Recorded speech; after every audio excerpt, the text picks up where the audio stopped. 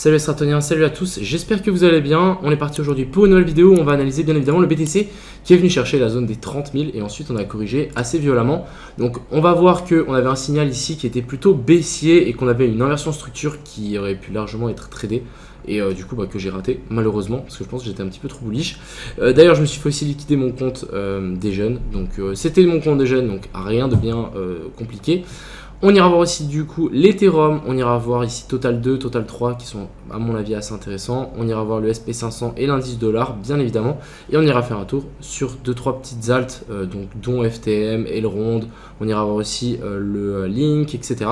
Je peux vous montrer que en fait c'est plutôt bien la correction qu'on est en train de faire. En tout cas les charts deviennent de plus en plus jolis parce que pendant un certain temps j'ai dit que si on montait on allait laisser trop de liquidité sur les alts.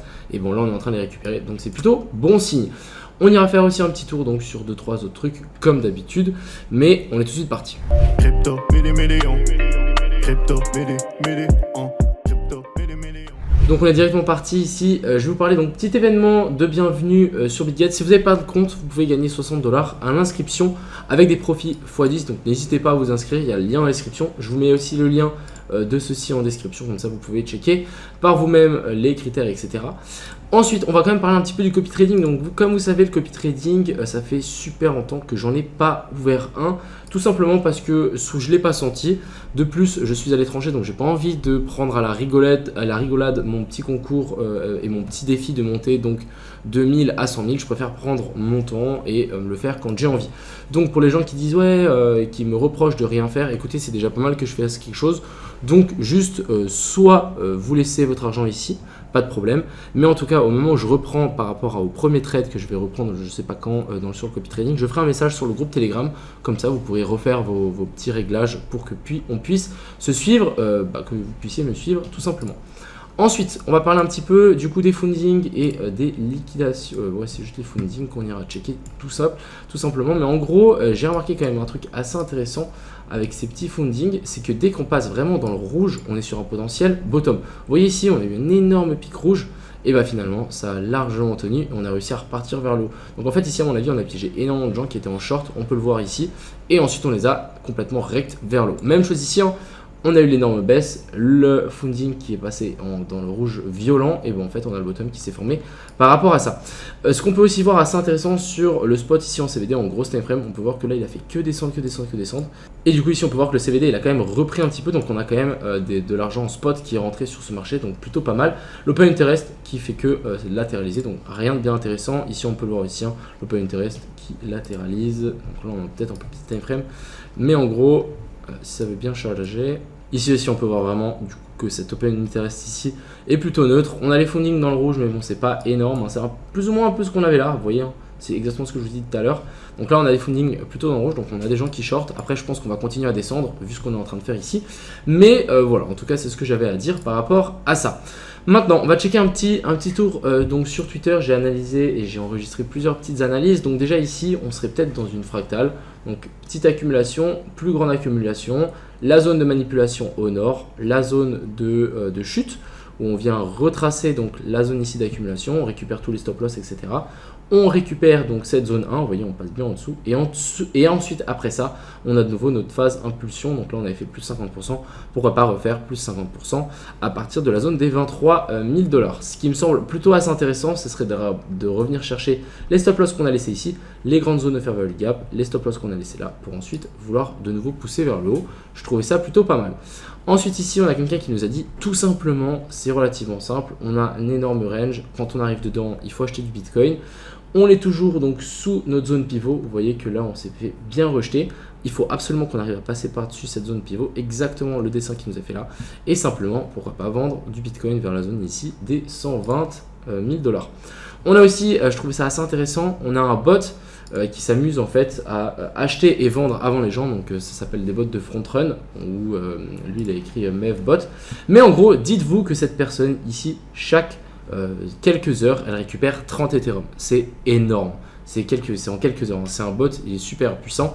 Et ici, on peut voir que le bot, il a dépensé 10 500 000 $ juste dans les frais sur la blockchain d'Ethereum. Donc c'est vraiment une dinguerie, c'est genre vraiment une dinguerie. Mais par contre quand tu gagnes environ 30 Ethereum chaque quelques heures, c'est juste énorme, hein. Le gars il se fait je sais pas combien de... Moi, je pense qu'il doit être à 1 million par jour avec son bot. Donc, bref, c'est pas un bot incroyable, mais je pense que il est puissant. Ensuite, ici, assez intéressant, on a une vue du Bitcoin en 2 semaines. Et du coup, on a notre breaker block. Pourquoi pas venir se appuyer dessus? Ici, on peut voir qu'on avait fait une super résistance. Donc, pourquoi pas ici faire support là-dessus et ensuite vouloir repartir. On parle de nouveau de la zone des 23 000. On a quand même une petite zone de confluence qui est plutôt pas mal. Et ensuite, ici, ça, c'était mon dernier dessin.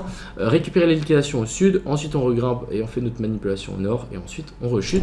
Donc je peux vous montrer mon dessin avant-après, plutôt pas mal. On n'est pas venu chercher ici nos stops, mais on est bien monté jusque là-haut pour ensuite redescendre. Donc mon dessin était plutôt juste et du coup on a bel et bien eu notre manipulation au nord. Maintenant on va parler du BTC et je vais vous montrer le signal qui aurait pu vraiment nous faire changer d'avis et simplement vendre nos positions au lieu de se faire liquider bêtement son compte des gènes. Mais on avait quand même un signal ici plutôt fort de changement de structure. Donc je vous montre, en fait c'était super simple, du coup même en Smart Money Concept c'était vraiment trop facile en vrai. Mais bon, je l'ai vu après, je suis un peu bête, je pense que j'étais trop euphorique là-haut, je pense que je suis pas le seul, mais en tout cas ça m'apprendra.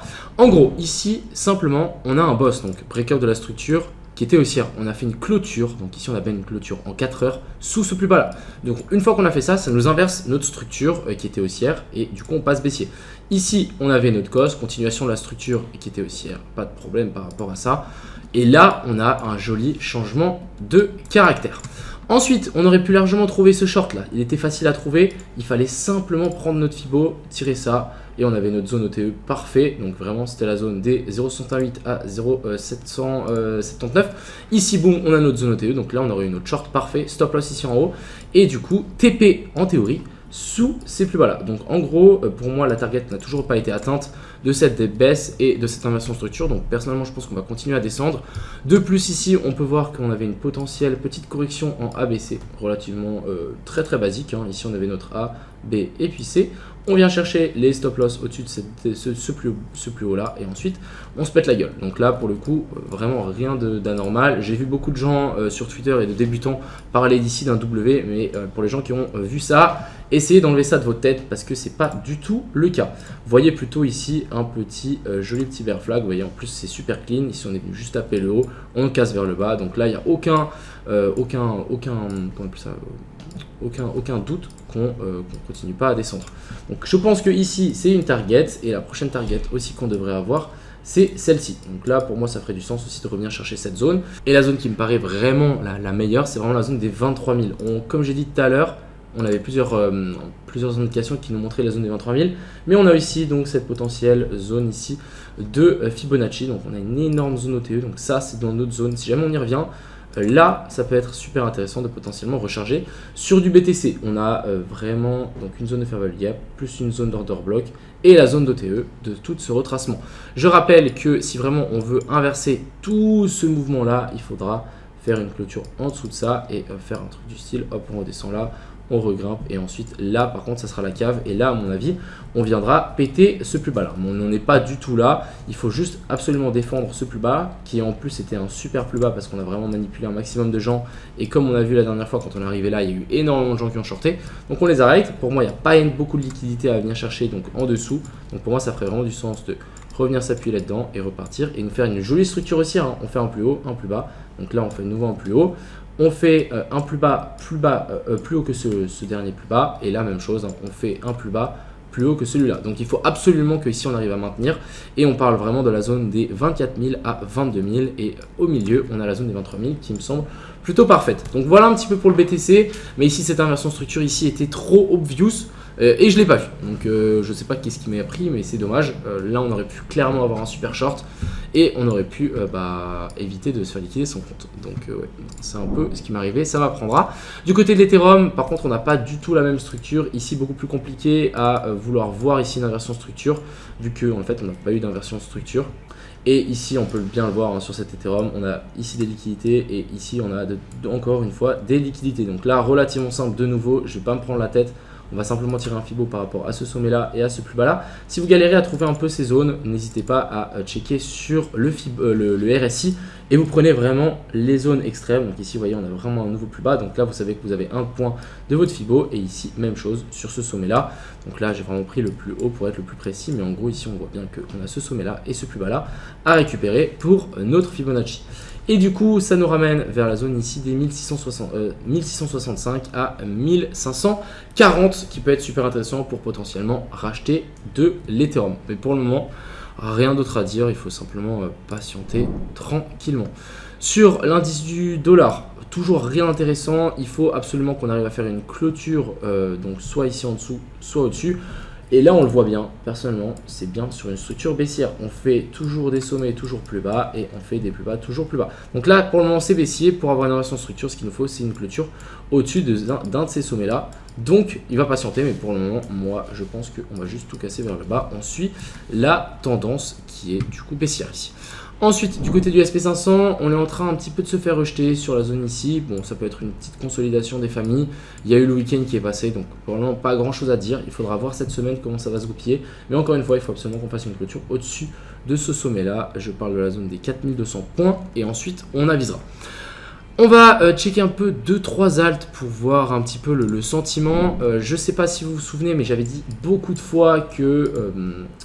je sais pas pourquoi, en fait c'était mon compte des jeunes donc j'ai pas respecté mes plans et c'est pour ça que je me suis fait liquider, c'est autant simple que ça. En gros j'avais par exemple une belle position sur l'FTM mais j'avais dit en vidéo et en live comme quoi si ici on poussait, bah ça aurait été pas super propre parce qu'en fait ici on a masse liquidité qui n'a pas été touchée. Là on a déjà récupéré ça donc ça c'est plutôt bon signe. Mais maintenant on a encore tout ça à récupérer et le fait qu'on ait juste venu faire cette petite zone de manipulation en haut, ça fait juste penser qu'on est dans une correction. Donc là on a la racine A, B et puis ensuite la C. Et quand on a ça, c'est une correction donc dans un marché baissier et là on peut continuer largement à descendre.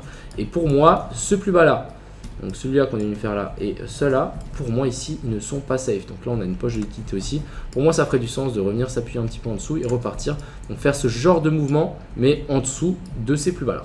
Donc là, voilà, c'est largement faisable. Et si on a ça, ça peut être assez intéressant de rentrer. Mais pour le moment, patience. Même chose pour l'aileron. Vous voyez qu'on avait plein de liquidités. On est venu les récupérer. Donc ça, c'est quelque chose de plutôt pas mal. On va aller voir aussi. Donc, alors, il me semble que j'avais le link. Ici, on a le link. Donc, on était bien monté. Mais encore une fois, on laisse trop de liquidité ici au sud. Et pour moi, il y a trop de possibilités qu'on vienne récupérer tout ça avant de vouloir vraiment pousser vers le haut. On avait même le uni en même chose. Pour moi, on a des liquidités qu'on avait laissées ici. On les a récupérées. Hein. Puis même, si on dézoome un petit peu ici, c'est assez flagrant. Mais tous ces plus bas là doivent être récupérés avant de faire quoi que ce soit. Et si on arrive à récupérer ça, ça pourra vraiment nous faire une super zone. Donc accumulation ici, manipulation en dessous et ensuite extension ici. Donc franchement, pour le moment, patience, mais c'est plutôt baissier sur du moyen terme. Après, sur du long terme, ça reste haussier, mais et sur du court terme, c'est plutôt aussi baissier pour le coup. Voilà un petit peu ce que j'avais à dire pour aujourd'hui. N'hésitez pas à mettre en commentaire les prochaines altes que vous voulez faire. J'irai répondre aussi à tous les commentaires que vous m'avez laissés sur mes dernières vidéos.